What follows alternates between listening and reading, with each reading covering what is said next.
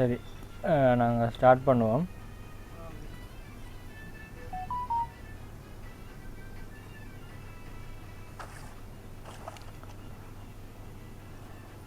நேற்று கேட்டகரி வைஸாக மருந்துகள் படிக்க ஸ்டார்ட் பண்ணினாங்க. முதல் ஆல்ஃபாபெட் முடிஞ்சது. நேற்று கேட்டகரி வைஸாக ஸ்டார்ட் பண்ணி அனஸ்தெட்டிக் முடிஞ்சு அனல்ஜெசிக்கும் பார்த்து கொஞ்சம் இடையில் நிற்குதுன்னு நினைக்கிறேன். அதில் வந்து ரூமட்டாய்ட் டிஸார்டர்ஸுக்கு பாவிக்கிற மருந்துண்டு கொஞ்சம் தெரிஞ்சிருந்தான எல்லாம், அதுக்காக அதை நான் காட்டிட்டு விடுறேன். ரூமட்டாய்ட் டிஸார்டர்ஸுக்கு பாவிக்கிற மருந்துகளுக்கு வந்து முதலாவது ஹைட்ரோக்சி குளோரோகுயின் இருக்குது. எல்லாம் அவ்வளவு தெரிஞ்சிருந்தால் சரி உங்களுக்கு. ஹைட்ரோக்சி குளோரோகுயின் என்ற ஒரு டேப்லெட். இது ஒரு மலேரியல் குளோரோகுயின், ப்ரீமாகுயின், அந்த குயின் ரெண்டு வார மருந்துகள் மலேரியாவுக்கு பாதிக்கிற மருந்து. அதோட வந்து இது வந்து ரூமட்டாய்ட் டிஸார்டர்ஸுக்கும் வேலை செய்யும். அதே மாதிரி அதில் மெதோட்ரெக்சேட்னு ஒன்று இருக்குது. மெதோட்ரெக்சேட் வந்து ஆன்டி கேன்சருக்குரிய மருந்தாகவும் வேலை செய்யும். அதே மாதிரி அது ரூமட்டாய்ட் டிஸார்டர்ஸுக்கும் மருந்தாக வரும். அதுகள் கொஞ்சம் தெரிஞ்சிருந்தால் நல்லம். அதை விட சல்ஃபாசலசின் இன்னொன்று இருக்குது. அது நேற்று கொஞ்சம் சொன்னேன் நான். அது குறையில் விட்டபடியாக அதை சொல்கிறேன். சல்ஃபாசலசின் அதுக்கெல்லாம் கொஞ்சம் பார்த்துக்கொள்ளுங்க. மற்ற அந்த கவுட்டுக்கு பாவிக்கிற அலோபியூரினால் நாங்கள் ஆல்ஃபாபெட் ஏயில் பார்த்து நாங்கள் அதுக்கு டயூரேட்டிக் எக்ஷனும் இருக்குது. கவுட் கண்டிஷனுக்கு பாவிக்கிறதாண்டும் அது பார்த்து நாங்கள். இன்றைக்கு நாங்கள் மெயினாக பார்க்க வேண்டியது ஆன்டி அலர்ஜிக் அல்லது ஆன்டி ஹிஸ்டமின். இன்றைக்கு நாங்கள் பார்க்க வேண்டியது ஆன்டி அலர்ஜிக் அல்லது ஆன்டி ஹிஸ்டமின். மூன்றாவது கேட்டகரி. முதலாவது அனஸ்தெட்டிக் முடிஞ்சது, ரெண்டாவது அனல்ஜெசிக் முடிஞ்சது, மூன்றாவது கேட்டகரி ஆன்டி அலர்ஜிக் அல்லது ஆன்டி ஹிஸ்டமின். எல்லார்ட்டையும் அந்த டியூட்டி இருக்கோ?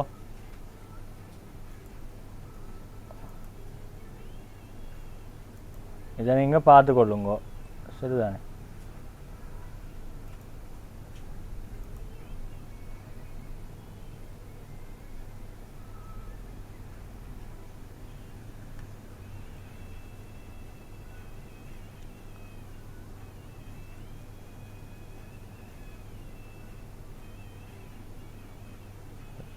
இல்லை,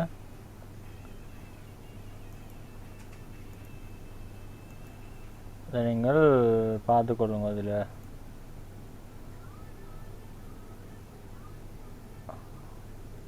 கேட்டகரி வைஸாக பார்க்க இந்த ஆன்டி ஹிஸ்டமின் மூன்றாவது கேட்டகரி. ஆன்டி அலர்ஜிக் அல்லது ஆன்டி ஹிஸ்டமின் என்ற கேட்டகரி தான் நாங்கள் இன்றைக்கு படிக்கணும், சரிதானே? டியூட்டி இருக்கா எல்லார்ட்டையும்? இப்போ புதுசாக ஜாயின் ஆகினாக்கள்கிட்ட இருக்கோ தெரியல, வாங்கிக்கொள்ளுங்க. ஏற்கனவே உங்களோட ஃப்ரெண்ட்ஸ் இருக்கணும் தானே, அவைகிட்ட அதை வாங்கி கொள்ளுங்க. அதை பிரிண்ட் எடுத்து வச்சுக்கொள்ளணும். பிரிண்ட் எடுத்து வச்சுருந்தா தான் நான் ஷேர் பண்ணி சொன்னால் வீடியோ பெருசாக வராது. அப்போ நான் காட்டுறதெல்லாம் விளங்காது. அதனால் நீங்கள் கையில் வச்சுருந்தீங்களாண்டா நான் சொல்லக்குள்ளே ஈஸியாக இருக்கும். இப்போ இந்த ஆன்டி அலர்ஜிக் அல்லது ஆன்டி ஹிஸ்டமின் என்ற செக்ஷனை பார்த்துக்கொள்ளுங்க.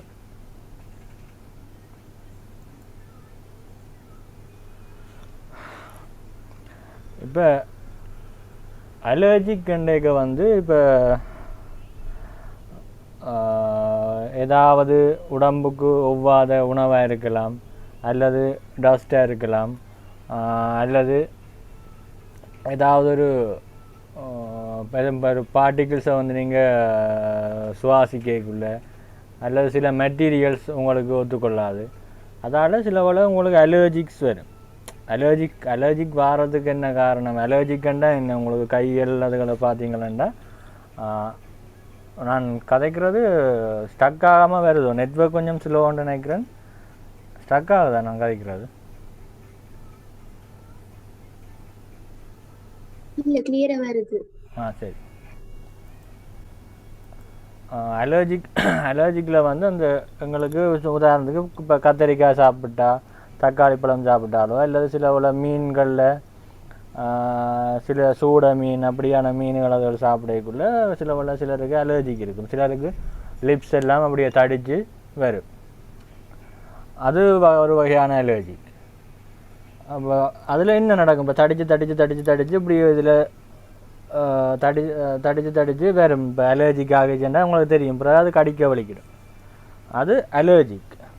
அங்கே என்ன நடக்குதுன்னா உள்ளுக்கு உள்ள பிளட் வெசல்ஸ் வந்து வேசோ டைலட்டேஷன் கொஞ்சம் வேசோ டைலட்டேஷன் நடக்கக்குள்ள அதில் உள்ள உங்களுக்கு நார்மலாக தெரியும் கேபிலரிஸில் வந்து அந்த போர்ஸ் இருக்குண்டு. போர்ஸ்ண்டா சின்ன துளைகள் இருக்குது. அப்போ வெசல்ஸ் வந்து டைலேட் ஆகக்குள்ள அந்த போர்ஸ் வந்து என்ன செய்யும்? பெருசாகும். உதாரணத்துக்கு நீங்கள் ஒரு பலூனை வச்சுக்கொண்டு ஊதுறீங்களா, அதில் ஒரு ரப்பர் ஒண்டை அதை பெருசாக்கக்குள்ளே அதில் உள்ள ஓட்டை வந்து பெருசாகும் தானே, அதில் உள்ள துளை வந்து பெருசாகும். அதே மாதிரி வெசல்ஸில் இருக்கிற போர்ஸும் வந்து என்ன செய்யும்? அது வேசோ டைலட்டேஷன் நடக்கக்குள்ளே அந்த போர்ஸும் பெருசாக உள்ளுக்கு இருக்கிற பொடி அந்த பிளாஸ்மா, அதாவது இப்போ டிஷ்யூ ஃப்ளூயிட்ஸ் அதுகள் படிச்சிருப்பீங்களானே, அது என்ன செய்யும்? அது இப்போ பிளட்டில் இருக்கிற ஃப்ளூயிட் வந்து எக்ஸ்ட்ரா செல்லுலர் ஸ்பேஸுக்குள்ளே வந்து வரும். அதால் அந்த செல்ஸுக்கு இடையில் வந்து ஃப்ளூயிட் வர்றதால இப்படி தடித்து வீக்கங்களாக நிற்கும். அதுக்குள்ளே என்ன நிற்குதுன்னா ஃப்ளூயிட் தான் நிற்குது. அதோட வந்து என்ன நடக்கும்? இன்னொன்று,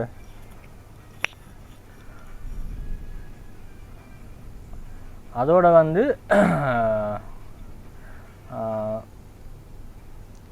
உள்ளுக்கு வந்து மாஸ்ட் செல்லுன்னு ஒன்று இருக்குது. மாஸ்ட் செல் இப்போ அலர்ஜிக் சிலருக்கு வந்து மாஸ்ட் செல் வந்து என்ன செய்யும்? இந்த அலர்ஜிக் கண்டிஷனில் அது வந்து உடைஞ்சு அதுக்குள்ளேருந்து ஹிஸ்டமின் வெளியில் வரும்.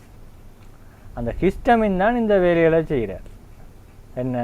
இந்த வெசல்ஸை டைலேட் பண்ணுற வேலை. வெசல்ஸை டைலேட் பண்ண அதுகளுக்கு இருக்கிற ஃப்ளூயிட் எல்லாம் அந்த போர்ஸ் வந்து பெருசாக பெர்மியபிலிட்டி கூடும் அதுண்டு. அப்போ உள்ளுக்கு இருக்கிற ஃப்ளூயிட் எல்லாம் வெளியில் வந்து எக்ஸ்ட்ரா செல்லுலர் ஸ்பேஸுக்குள்ளே வர எல்லாம் தடித்து வரும்.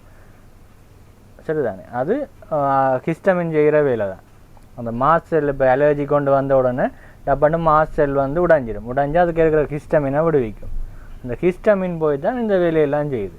வேசோ டைலட்டேஷனை செய்யுது. அதோட புரோங்கஸ் சுவாச பாதையில் வந்து கன்ஸ்ட்ரிக்ஷனை செய்யும். அப்போ இந்த ஹிஸ்டமின் சுரக்கப்பட்ட புரோங்கஸ் வந்து நரவாகும். அப்போ மூச்சு கஷ்டம் வரும் அந்த அலர்ஜிக் கண்டிஷனில். அதால் தான் அலர்ஜிக்கால் வந்து அஸ்மா வருமென்றும் கேள்விப்பட்டிருப்பீங்க. இப்போ அலர்ஜிக் சிலருக்கு டஸ்ட்டுக்குள்ளே போக வீஸ் பண்ண வலிக்கிடும். ஏனென்னா புரோங்கஸ் வந்து நரவாகுது அங்கே. இப்போ அலர்ஜிக்கால் தூண்டப்பட்டு வீசிங் வருது. சரிதானே? அங்கே என்ன நடக்குதுன்னா இந்த மற்ற இதுகள் மாதிரி அல்ஃபா பிளாக் பண்ணப்பட்டு பீட்டா பிளாக் பண்ணப்பட்டு அங்கே அஸ்மா வரையில். அங்கே ஹிஸ்டமின் தூண்டப்பட்டு ஹிஸ்டமினால் புரோங்கஸ் வந்து அதாவது சுவாசப்பாதை நரோவாகுது. அப்போ டஸ்ட்டுக்குள்ளே சில பஸ்ஸில் போய்க்குள்ள புழுதி டஸ்ட் வர வீஸ் பண்ண வலிக்கிடும். அதுக்கு காரணம் அந்த டஸ்ட்டால் உள்ளுக்கு போக அதை அவைக்கு அலர்ஜி எண்டேக்கில் அந்த அலர்ஜிக்கால் அலர்ஜின்றது வந்து மாஸ்ட் செல் வந்து ரப்சர் ஆகி அதுக்கு இருந்து ஹிஸ்டமின் விடுவிக்கப்படும். அந்த ஹிஸ்டமின் வந்து போய் என்ன செய்யும்? புரோங்கஸை வந்து நரோவாக்க அவைக்கு வீஸ் பண்ண வலிக்கிடும். காற்று போய் வர இல்லாது. அப்போ சுவாசிக்கிறது கஷ்டமாக இருக்குது. சரிதானே? அதான் அந்த அலர்ஜிக்கில் நடக்கிறது.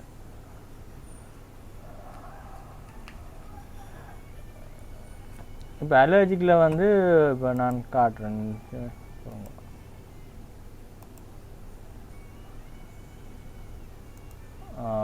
போட் வருதா?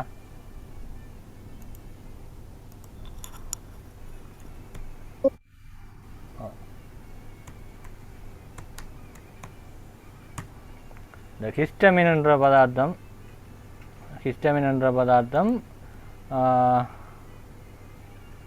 ரெண்டு வகையான ரிசெப்டரில் போய் இணையும்.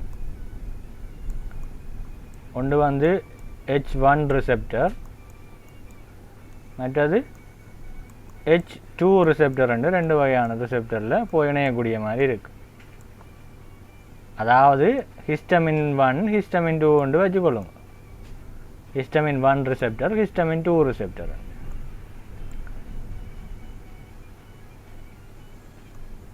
இந்த H1 ரிசெப்டர் எங்கெங்கே இருக்கும்? பிளட் வெசல்ஸில் இருக்கும், ப்ரோங்கஸில் இருக்கும்னு வைங்க. ப்ரோங்கஸ். அப்போ இந்த H1 ரிசெப்டர் அதுகள் தூண்டப்பட்டதாக இருந்தால் என்ன நடக்கும்? இப்போ ஒரு அலர்ஜி கொண்டு வந்துட்டு ஹிஸ்டமின் போய் H1 ரிசெப்டரில் இணைஞ்சிட்டுது. அப்போ என்ன செய்யும்? பிளட் வெசல்ஸ் வந்து டைலேட் பண்ணி அதுக்குள்ள இருக்கிற ஃப்ளூயிட் எல்லாம் வந்து எக்ஸ்ட்ரா செல்லுலர் ஸ்பேஸுக்குள்ளே வேறு அந்த இடமெல்லாம் தடித்து வரும். அதை மாதிரி ப்ரோங்கஸ் வந்து நெரோவாகும், மூச்சு கஷ்டம் பெறும். அதான் அந்த ஹிஸ்டமின் செய்கிற வேலை. அலர்ஜி உடம்பெல்லாம் கட்டிக்கும், மூச்சு எடுக்க அந்தரப்படுவினம். அந்த கண்டிஷன். இதே மாதிரி இந்த ஹிஸ்டமின் வந்து H2 ரிசெப்டரில் போய் இணைஞ்சதாக இருந்தால் என்ன கூடுமெண்டா கேஸ்ட்ரிக் ஆசிட் செக்ரீஷன் கூடும். கேஸ்ட்ரிக் ஆசிட் செக்ரீஷன் கூடும்.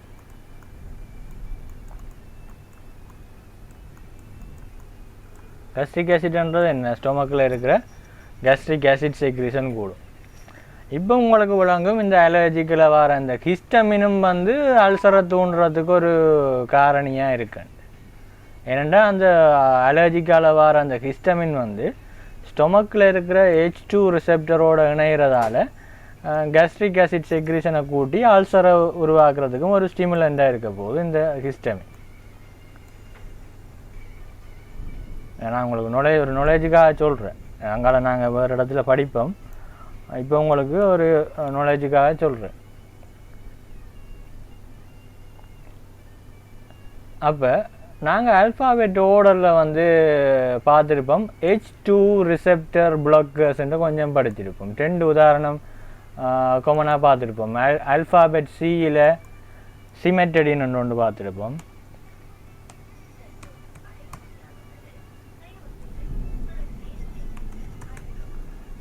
எஃப்ல ஃபெமோட்டடின்னு பார்த்துருப்போம்.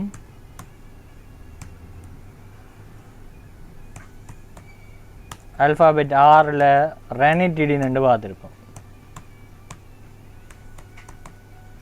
சிமெட்டடின், ஃபெமோட்டடின், ரெனிட்டிடின்னு எல்லாம் பார்த்துருப்போம். உண்மையில் அது வந்து இந்த அந்த மருந்தெல்லாம் ஒரு ஆன்டிஹிஸ்டமின் தான். ஆனால் அது அல்சருக்கு பாவிக்கிற மருந்து. அதே அப்படி அல்சருக்காக ஆன்டிஹிஸ்டமின் பாவிக்கப்படுதுன்னு உங்களுக்கு இப்போ விளங்கு. அதான் நான் வேறொரு இடத்துல சொல்லுவேன். இப்போ சொல்லி தான் விளங்காதுன்னு முதல் நான் சொல்லியிருப்பேன். அல்சருக்கு பாவிக்கிற மருந்துகள் ஒரு 3 விதமாக வேலை செய்யுமுண்டு. முதல் வந்து அல்சரை அந்த செக்ரீட் பண்ணின கேஸ்ட்ரிக் ஆசிட்டை நியூட்ரலைஸ் பண்ணுறது உண்டு. இனி செக்ரீட் பண்ணாமல் அந்த H+ வார புரோட்டோன் பம்ப்ஸை வந்து இன்ஹிபிட் பண்ணுற ஆக்கள் இன்னொரு வகை. அது சரி சுரந்த பிறகு அந்த அல்சர் வராமல் அந்த சுவரை பாதுகாக்கிற ஆக்கள் இன்னொரு விதம். அதை விட இன்னொரு விதம் H2 ரிசெப்டர் பிளாக்கர் இருக்குது. அது இப்போ சொன்னால் உங்களுக்கு விளங்காது. நான் பிறகு அதை பற்றி கதைப்பேன்னு சொன்னேன். அது இதுதான். இந்த சிமெட்டடின், ஃபெமோட்டடின், ரெனிட்டிடின் அந்த இவைகள் வந்து அந்த இது ஆன்டிஹிஸ்டமின் தான். உண்மையில் அல்சருக்கு பாவிக்கிற ஒரு ஆன்டிஹிஸ்டமின். ஏனெண்டா இவைகள் வந்து என்ன செய்வினோம்? இந்த H2 ரிசெப்டரை வந்து பிளாக் பண்ணுவினோம். இந்த H2 ரிசெப்டரை இந்த மருந்துகள் போய் பிளாக் பண்ணி வச்சிருக்க இந்த ஹிஸ்டமினால் வந்து இந்த H2 ரிசெப்டரோட இணையிலாது. இணையாட்டி இந்த கேஸ்ட்ரிக் ஆசிட் செக்ரீஷன் கூடாது. கேஸ்ட்ரிக் ஆசிட் செக்ரீஷன் கூடாட்டி அல்சர் வந்து கூடாது. என்னது? இந்த H2 ரிசெப்டர் பிளாக்கர்ஸ் வந்து என்ன செய்யும்? இந்த H2 ரிசெப்டரை போய் பிளாக் பண்ணும். பிளாக் பண்ணினா இந்த H2 ரிசெப்டரோட இணைய போகிற இந்த ஹிஸ்டமினால் வந்து இணைய இயலாது. இந்த ஹிஸ்டமின் வந்து இணைஞ்சா தானே தூண்டப்பட்டு கேஸ்ட்ரிக் ஆசிட் வரும். அப்போ நாங்கள் இந்த H2 ரிசெப்டர் பிளாக்கர்ன்ற மருந்துகளை பாவிச்சு கூட அல்சர் வந்து ஹீல் ஆகும் அல்லது அல்சர் வந்து ப்ரிவென்ட் பண்ணப்படும். சிமெட்டடின், ஃபெமோட்டடின், ரெனிட்டிடின் அது அல்சரோட ரிலேட்டடான ரிசெப்டர்ஸ். H1 ரிசெப்டர்ஸ் என்னத்தோடனா இந்த அதோட ஹிஸ்டமின் இணைஞ்சால் தான் இந்த பிளட் வெசல்ஸ் டைலேட் பண்ணி தடிச்சு வாரது, ப்ரோங்கஸ் நெரோ ஆகிறது, அப்படியான பிரச்சனை எல்லாம் இந்த H1 ரிசெப்டர் தூண்டப்பட்ட. H2 ரிசெப்டர் தூண்டப்பட்டால் அது அல்சருக்கு. சரி, இப்போ வேணுமெண்டா அதை எடுத்து பாருங்க. இப்போ ஆல்ஃபாபெட் சியில் போய் பாருங்க, சிமெட்டடின்னு ஒன்று இருக்கும். ஆல்ஃபாபெட் சியில் சிமெட்டடின் 37ஆவதாக இருக்குது பாருங்க. 37 cimetidine ulcer healing histamine H2 receptor antagonist. அண்டகோனிஸ்ட்னா இது இருக்கிறது பிளாக் பண்ணுறது. இப்போ அதை விளாங்கன்னு நினைக்கிறேன் உங்களுக்கு. 37ஆவதாக இருக்கிற சிமெட்டடின் அல்சர் ஹீலிங் அண்டுட்டு என்னென்ன அல்சரை ஹீல் பண்ணுறாரு? Histamine H2 receptor antagonist. H2 ரிசெப்டரை பிளாக் பண்ணுறதன் மூலம் அந்த கேஸ்ட்ரிக் ஆசிட் செக்ரீஷனை குறைச்சி இன்னும் தூண்டப்படாமல் அல்சரை வந்து ஹீல் பண்ண. ஓம் யாரும் கேட்டு நீங்களோட டவுட்டு? சரி, அதான் இப்போ ஹிஸ்டமின் ரிலேட்டடாக வரைக்கும் H2 ரிசெப்டர் தூண்டப்பட்ட வார பிரச்சனை அல்சர் வாரது. அதால் இந்த H2 ரிசெப்டரோட ஹிஸ்டமின் போய் இணையாமல் பிளாக் பண்ணுறாக்கள் அந்த சிமெட்டடின், ஃபேமோட்டடின், ரேனிட்டிடின் என்று வாராக்கு. சிமெட்டடின் அடுத்தது ஆல்ஃபாபெட் எஃப்பில் போய் பாருங்க. ஆல்ஃபாபெட் எஃப்பில் ஃபேமோட்டடின் என்று வரும். முதலாவதாக இருக்குது ஃபேமோட்டடின். ஃபேமோட்டடினும் வந்து அந்த ஹிஸ்டமின் H2 ரிசெப்டரோட போய் இணைஞ்சால் கேஸ்ட்ரிக் ஆசிட் செக்ரீஷன் கூடும். H1 ரிசெப்டரோட இணைஞ்சால் அது வேறு. H1 ரிசெப்டரோட இணைஞ்சால் தான் எங்களுக்கு அலர்ஜிக்கு கை கால் எல்லாம் தடித்து வாரது, கடிக்கிறது, மூச்சு கஷ்டம் வாரது, அலர்ஜிக் ரியாக்ஷன் அது H1 ரிசெப்டரோட. H2 ரிசெப்டரோட இணைஞ்சதுன்னா கேஸ்ட்ரிக் ஆசிட் செக்ரீஷன் கூடி அல்சர் கூடும். அதால் இந்த ஹிஸ்டமின் வந்து H2 ரிசெப்டரோட இணையாமல் போய் பிளாக் பண்ணுவார் இந்த ஃபேமோட்டடின். டின்னு வரும். அதே மாதிரி ஆல்ஃபாபெட் 6ல் ரேனிட்டிடின் என்று இருக்கும் பாருங்க. ஆல்ஃபாபெட் 6ல் ரேனிட்டிடின் என்று ஒன்று இருக்கும்.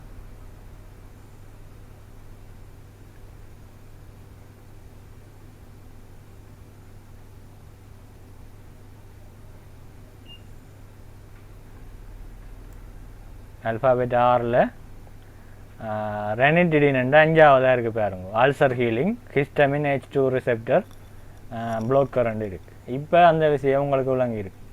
ஏன் ஆன்டி ஹிஸ்டமின் ஒன்று என்ன விதமாக என்னென்று அல்சருக்கு பயன்படுதுன்னு.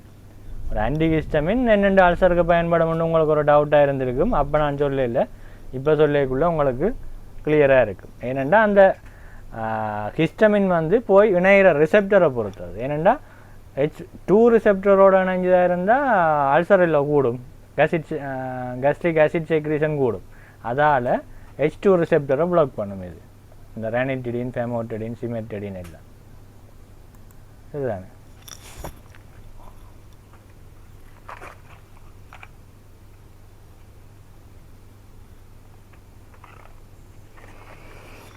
தான் ஃபேமோட்டடின் இது ரேனிட்டிடின், அதே மாதிரி சிமெட்டடின் ரெண்டும் ஒன்று இருக்குது. இது ஒரு ஆன்டிஹிஸ்டமின், ஆனால் இது அல்சருக்கு பாதிக்கிறது. H2 ரிசெப்டரை பிளாக் பண்ணும். H1 ரிசெப்டரை பிளாக் பண்ணால் தான் மிச்சம் அலர்ஜிக் அதுகளுக்கு அப்படி இப்படி வரும். சரி,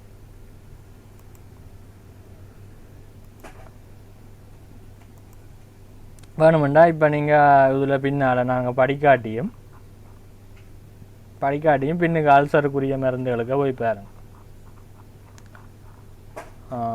பின்னுக்கு அல்சருக்குரிய மருந்துகள் அங்கே இருக்குது, வந்தால் சொல்லுங்க.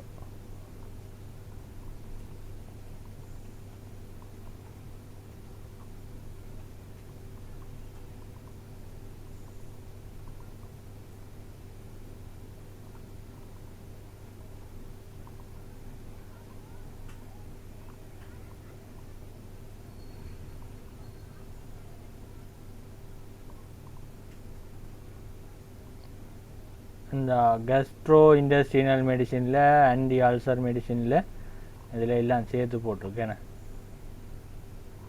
சேர்த்து போட்டிருக்கு. சிமெட்டடின், ஃபேமோட்டடின், ரானிட்டிடின், ஒமிப்ரோசோல், இசோமிப்ரோசோல் அப்படி எல்லாம் போட்டிருக்கு. அதில் நான் இப்போ ஒரு அது என்ன மாதிரி அந்த டின் என்ற வாரதுகள் எல்லாம் ஹிஸ்டமின், அது ஒரு ஆன்டி ஹிஸ்டமினாக இருந்து என்னென்று அதை அல்சரை ஹீல் பண்ணுதுன்னு சொன்னேன். சரி, இப்போ நாங்கள் ஆன்டி அலர்ஜிக்குரிய மருந்துகள் படிக்க போகிறதால அதுக்குள்ளே இவை வர மாட்டினோம். இருந்தாலும் அவை ஹிஸ்டமின் ரிசெப்டரை தான் பிளாக் பண்ணினோம்ன்றது உங்களுக்கு கிளியராக விளங்கணும் அல்சருக்குரிய மருந்தில்.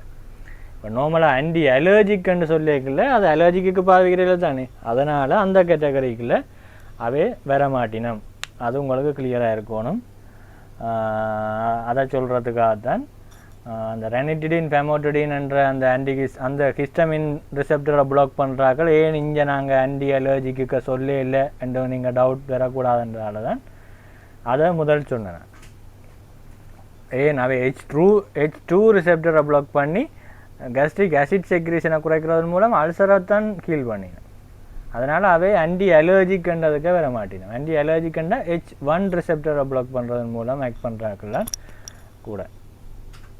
அதால் அப்படி வர ஆன்டிஹிஸ்டமின்ஸை பார்க்க போகிறோம். அப்படி பார்க்கக்குள்ள ஆன்டிஹிஸ்டமினை மெயினாக 2 வகையாக பிரிப்போம். ஆன்டிஹிஸ்டமினை 2 வகையாக பிரிப்போம். ஒன்று செடேட்டிவ், மற்றது நான் செடேட்டிவ். செடேட்டிவ்ண்டா அதை பாவிச்சா சைடு எஃபெக்டாக நித்திரை வரும். அதை பாவிச்சா சைடு எஃபெக்டாக நித்திரை வரக்கூடிய மருந்துகளை செடேட்டிவ் வேண்டும். அதை பாவிச்சா நித்திரை வராதண்டு கருதுகிற மருந்துகளை நான் செடேட்டிவ் வேண்டும். அந்த ஆன்டிஹிஸ்டமினை வகைப்படுத்தி இருக்கு. இப்போ உண்மையில் கேட்டகரியின் படி முதலாவது நான் நான் செடேட்டிவை முதல் எடுக்கிறேன்.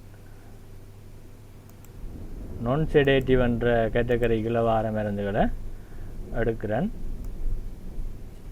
அதுக்குள்ள யார் வாரினம்? செட்ரிசின் வருது, லெவோசெட்ரிசின் வருது, லொராட்டடின் வருது, டெஸ்லொராட்டடின் வருது. இதில் அவ்வளோ ஓர்டர் மாற்றி சொல்லுவேன், நீங்கள் அதுக்கேற்ற மாதிரி பார்த்துக்கொள்ளுங்க. சரிதானே? செட்ரிசின் வருது, லெவோசெட்ரிசின் வருது, லொராட்டடின் வருது, டெஸ்லொராட்டடின் வருது, அது மாதிரி ஃபெக்ஸோஃபெனடின் வருது. இதுகளெல்லாம் நான் செடேட்டிவ் என்ற கேட்டகரிக்கே வர போகிற ஆக்கு.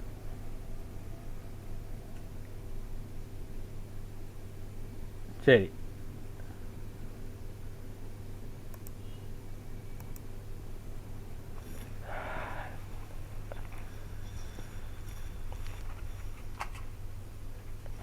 இப்போ செட்ரிசினை எடுப்போம். செட்ரிசின் ஒரு ஆன்டிஹிஸ்டமின் என்று தெரியும், ஆன்டி அலர்ஜிக். அதோட இவர் என்ன மாதிரி பேர் நான் செடேட்டிவாகவும் வருதன். உண்மையில் நான் செடேட்டிவ்னு சொல்கிறத விட மைல்டு செடேட்டிவ் என்று சொல்கிறது நல்ல. இப்போ இதுக்கு மைல்டு செடேஷன் ஆக்ஷன் இருக்குது. நான் செடேட்டிவ் கேட்டகரிக்கு வந்தாலும், இப்போ உங்களுக்கு வைவால கேள்வி கேட்டாலும் இந்த நான் செடேட்டிவுக்குள்ளே இருக்கிறாக்களை அவைக்கு நித்திரை வராதோண்டு இன்னொரு 2வது கேள்வி கேட்டினோம்டா வருமென்று தான் நீங்கள் சொல்லணும். ஏனெண்டா இதுகளுக்கு தியரியின்படி நான் செடேட்டிவுக்குள்ளே வந்தாலும் இவைகள் கொஞ்சம் நித்திரை வரும் இவைக்கு. சரிதானே? அதால் ஒரு தியரியின்படி நான் செடேட்டிவ் கிளினிக்கலாக அதுக்கு மைல்டு செடேட்டிவ் ஆக்ஷன் இருக்குன்னு தான் நீங்கள் சொல்லுவோம். இது அலரிட்டண்ட் இன்னொரு பிராண்ட் செட்ரிசின் வருது. இந்த செட்ரிசின், லொராட்டடின் அதுகளெல்லாம் இன்ஜெக்ஷனாக வராது. அதுக்கு ஓரல் டோசேஜ் ஃபார்ம்ஸுகள் மட்டும்தான் இருக்குது. செட்ரிசின், லொராட்டடின் 2க்கும் இந்த நான் செடேட்டிவாக வர செட்ரிசின், லொராட்டடின் அதுகளுக்கெல்லாம்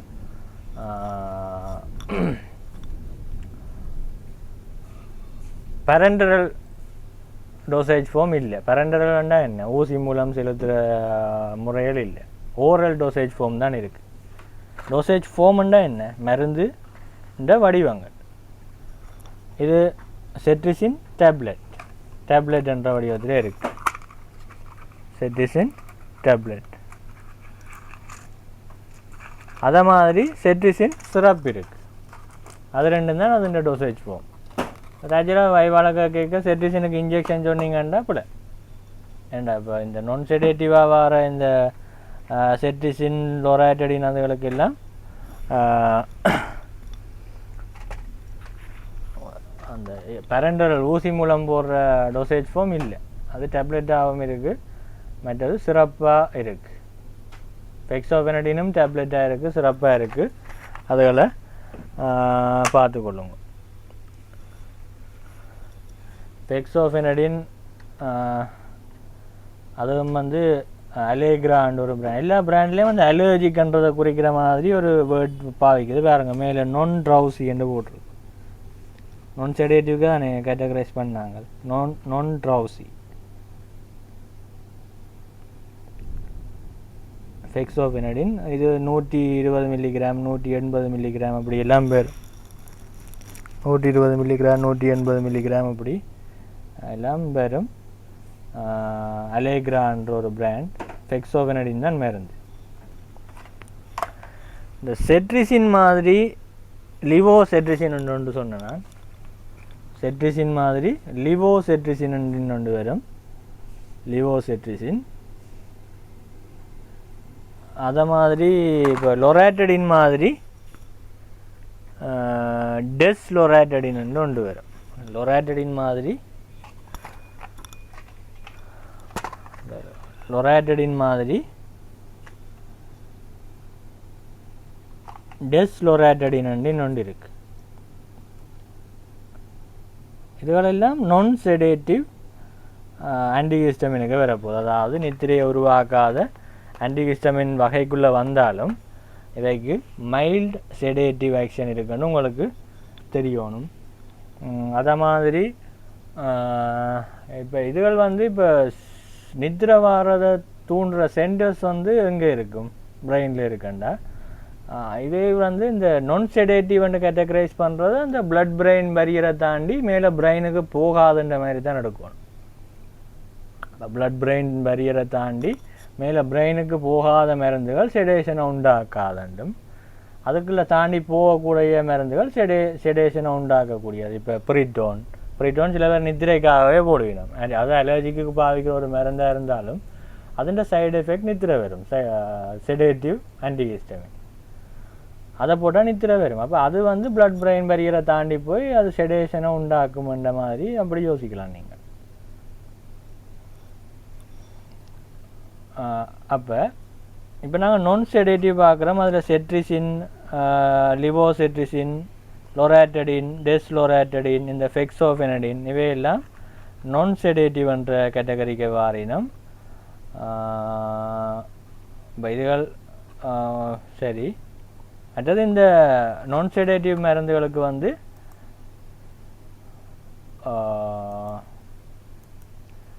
ஓரல் டோசேஜ் ஃபார்ம்ஸ் தான் இருக்குது. ஓரல் டோசேஜ் ஃபார்ம்ஸ் தான் இருக்குண்டா என்ன மீனிங்? ஒன்றில் டேப்லெட்டாக இருக்குது, மற்றது சிறப்பாக இருக்குது எடுக்கலாம். ஆனால் செடேட்டிவ் ஆன்டிஹிஸ்டமின்ஸுக்கு வந்து இன்ஜெக்ஷனும் இருக்குது. பிரிட்டோன் இன்ஜெக்ஷன் இருக்குது, குளோபெனிரமின் இன்ஜெக்ஷன் இருக்குது. குளோபெனிரமின் பிரிட்டோன் தானே, குளோபெனிரமின் இன்ஜெக்ஷன் இருக்குது.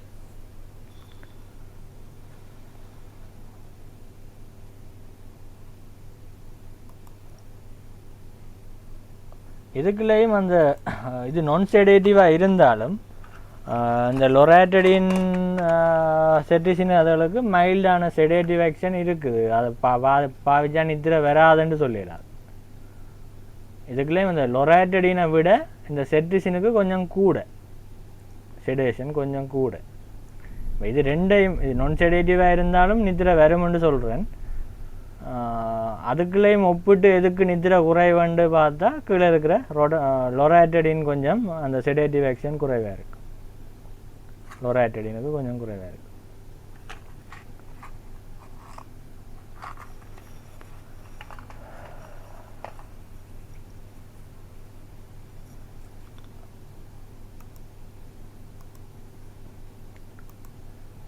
அடுத்தது செடேட்டிவ் ஆன்டிஹிஸ்டமின்ஸ்.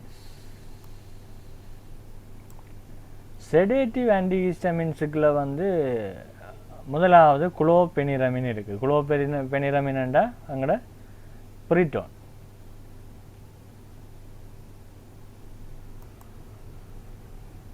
குளோபெனிரமின்டா அங்கட பிரிட்டோன்.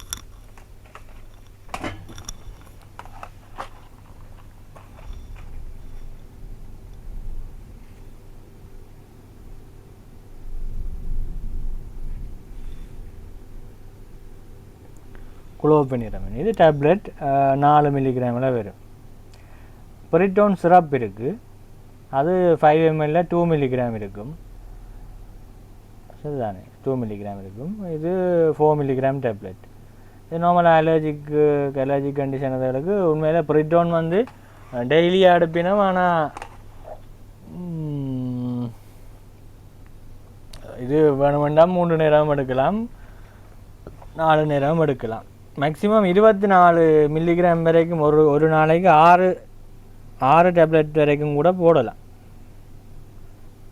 ஒரு நாளைக்கு 6 வரைக்கும் பாவிக்கக்கூடிய மாதிரி தான் இருக்கும் பிரிட்டோன். குளோபெனிரமின் பிரிட்டோன் இன்ஜெக்ஷனும் வாரது. பிரிட்டோன் இன்ஜெக்ஷன் வாரது. இப்போ அலர்ஜி கண்டிஷனில் ஒரு ஆள் வரைக்குள்ள சில பிரிட்டோன் இன்ஜெக்ஷன் அடிக்கிறது. இப்போ செடேட்டிவ் ஆன்டிஹிஸ்டமின்ஸ் எடுத்தோம்னா அதுக்கு இன்ஜெக்ஷன் வரும், மற்றது டேப்லெட் இருக்குது, சிரப் இருக்குது, எடுக்கலாம். சரிதானே. அப்போ பெனாகன் எடுத்தீங்களென்றாலும் பெனாகன்ன்றது என்னது, நாங்கள் இங்கே படித்த எங்கே படித்த பெனாகன் அல்லது ப்ரோமெதசின் என்று சொல்கிறது.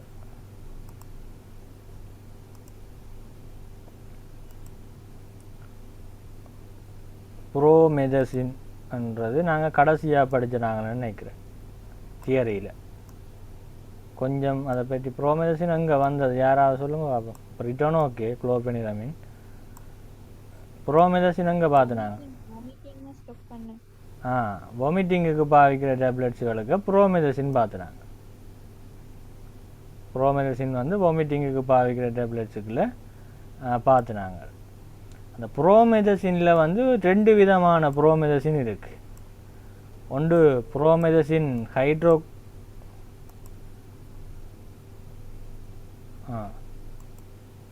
ப்ரோமெதசின் ஹைட்ரோக்ளோரைடுன்னு ஒன்று இருக்குது.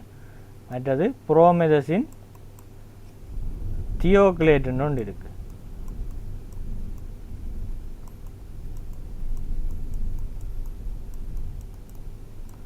ப்ரோமெதசின் ஹைட்ரோக்ளோரைடுன்னு ஒன்று இருக்குது, ப்ரோமெதசின் தியோக்லேட்டுன்னு ஒன்று இருக்குது. அது உண்மையில் அது ஆன்டிஹிஸ்டமினாக இருந்தாலும் அவைக்கு ஆன்டி எமெட்டிக் ஆக்ஷன் தான் மெயினாக இருக்குது. அதனால் நாங்கள் சத்திக்குரிய மருந்துகளுக்கு ஆன்டிஹிஸ்டமின் என்ற ஒரு கேட்டகரிக்குள்ள இதை போட்டிருப்போம் ப்ரோமெதசினை. அதை மாதிரி D2 ரிசெப்டர் ஆன்டகோனிஸ்டுக்கையும் ப்ரோமெதசின் போட்டிருப்போம். சரி, அது அப்போ அங்கே வராதாக்களுக்கு சில உள்ள குழப்பம், அதை விடுவோம். ப்ரோமெதசின் வந்து வாமிட்டிங்குக்கு தான் உண்மையில் சரியாக ஆன்சர் பண்ணும். ஆனால் அது ஒரு ஆன்டிஹிஸ்டமின். பெனாகன் கேள்விப்பட்டிருப்பீங்க. பெனாகன் பெனாகன்ன்றது இந்த ப்ரோமெதசின் ஹைட்ரோக்ளோரைடு தான் பெனாகன்ன்றது.